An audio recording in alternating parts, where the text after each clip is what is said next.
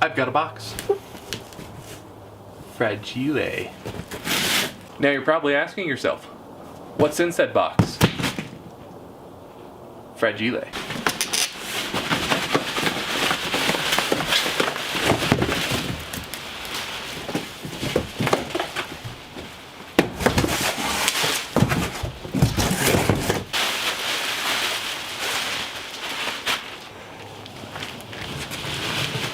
I've got the carbon fiber fill panel for the sunroof delete on the E46 M3. This is the one from Bimmerworld, and it weighs a spectacular 1.5 pounds. That's right, guys. We're gonna fill that panel right there with carbon fiber instead of fiberglass, because carbon fiber was half the weight, twice the cost, but half the weight, and that's what matters. As much weight loss from the roof as possible, all the way, and put the weight down at the bottom. I also send these tasty gummy bears. Now this panel isn't perfect. It doesn't come with any kind of glossy clear coat. They do say they have a protectant on there for the sun, but I'm going to actually clear coat this to give it a slightly nicer finish than it already has on there, and also to ensure that it's going to be protected from the sun. Problem is I don't have clear coat here, so I'm going to run to Walmart and grab a couple things. And we're back.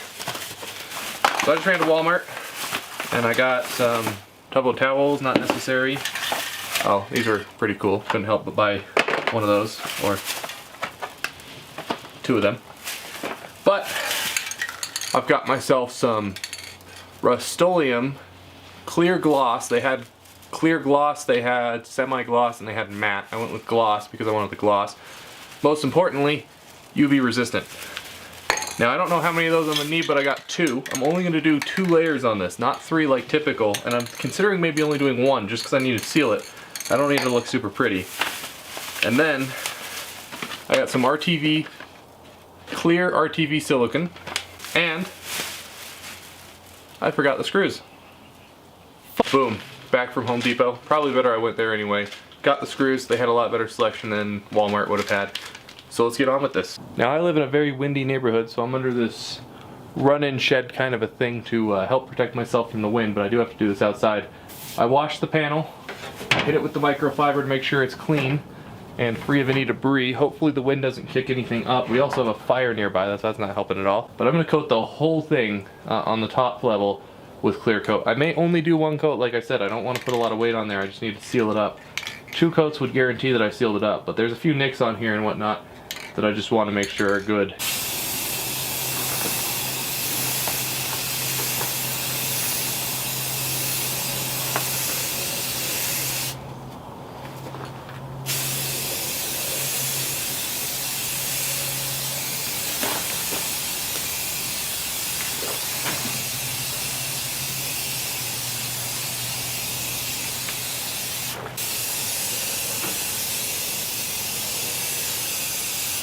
Okay, let this sit for 10 minutes, and then I think, based off of that coat, probably going to hit it with a 2nd layer just to be safe and make sure everything's sealed. It's been about 10 minutes since I did it. It does look like a few things got onto the clear coat, which I kind of expected to have happen because, well, it's outside.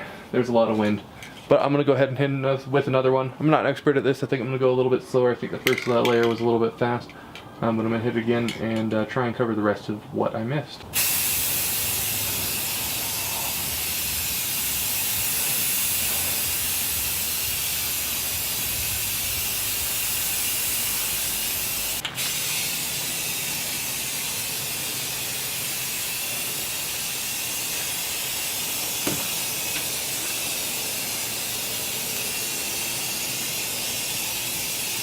The reason I went so quick the first time was because of the breathing all these chemicals. This mask didn't help a whole heck of a lot. Did go a lot slower though. Didn't do as well on that back end. I hope it doesn't bubble too much. Sand that out if I need to, but I'm gonna let this dry for 15 to 20 minutes because I don't think I'm gonna do a 3rd coat. Okay, so the panel is dry. It's a couple days later because I ran out of sunlight and then it snowed yesterday on September 8th. Yeah, I know, it's really crazy. But the panel came out kind of not exactly as I expected. So as I'm pretty sure you can see on camera right there, you've got a little bit of bubbling on the panel, so it's not exactly how I expected it to come out. And it just happened over there and over here a little bit. It's kind of where the front, let's see. Yeah, right there. And so I'm gonna try and dry sand this with like an 800 grit sandpaper to try and even that out. And then I'm going to hit it with one more coat just in those areas. I don't really care if it looks too bad. I don't mind if it looks a little bit wonky because this is not going to be a show car. It's just for practicality purposes. So I'm just going to try and make it look good. If it doesn't work out, it doesn't work out.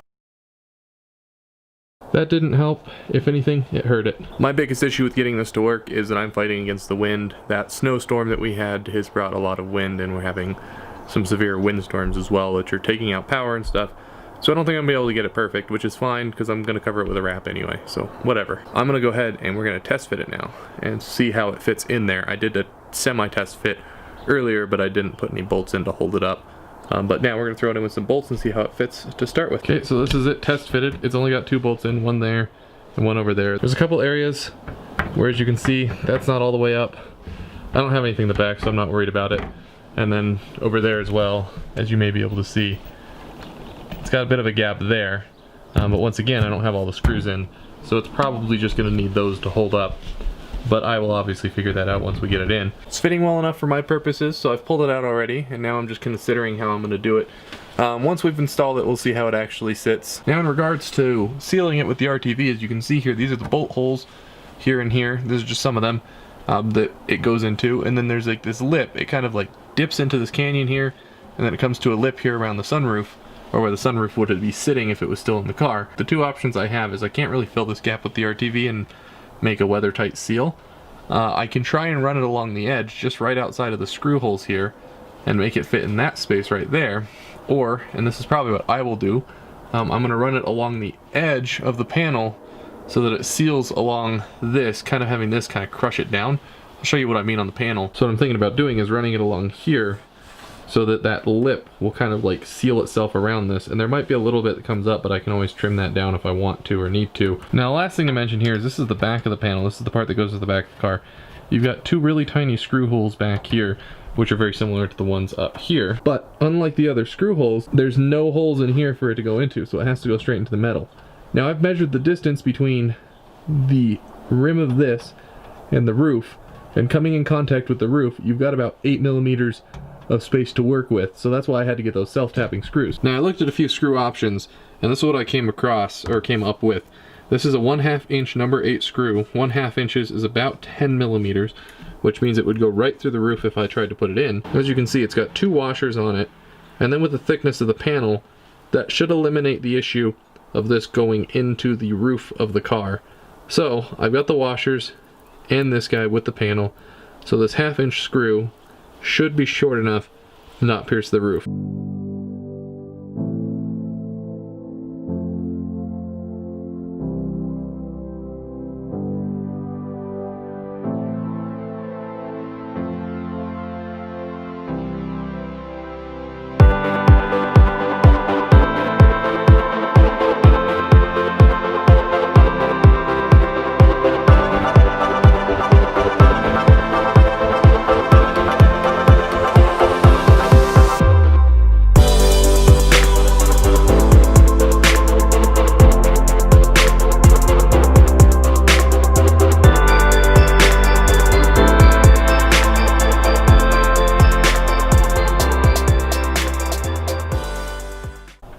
There you have it, no more hole in the roof.